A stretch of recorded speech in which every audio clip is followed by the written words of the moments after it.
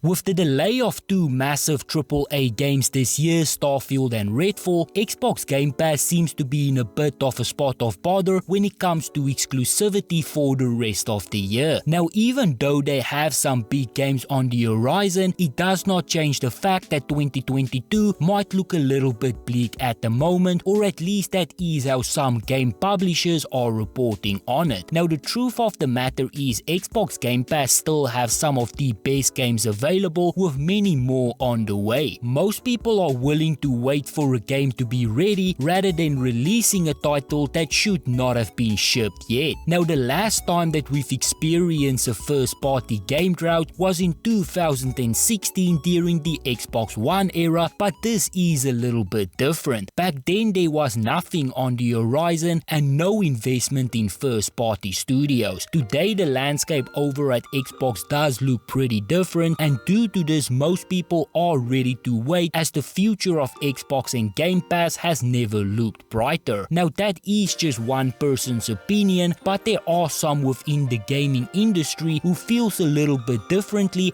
and that brings me to a Kotaku article that was written claiming that Xbox is experiencing burnout after years of hype. Now, this article got quite a bit of attention and even sparked a response from Xbox themselves, who mocked the claims. A bunch of claims gets made in this piece, like people who are unsubscribing from the servers, although no real numbers are provided. The article is mostly just linking a few Twitter posts as reference. They go on to say that Xbox is not delivering on their value proposition, which is just an insane claim. Even in the absence of big new AAA games every few months, Game Pass is still the best value in gaming, with some of the most amazing indie games as well, and also new third-party games every month. The article says, let's say that you've signed up for the Xbox Game Pass Ultimate tier, which costs $15 a month and includes standard access to the game library plus a number of other perks. Let's also assume any big budget games, exclusive or not, which hits the servers at cost and industry standard $60. By that math, you need to play one full price game via Game Pass every 4 months to justify the cost. Now, the math does check out, I guess, if you are only playing first party AAA games, but for those who have a wider scope, the value is absolutely there. Even if you are not a fan of indie games,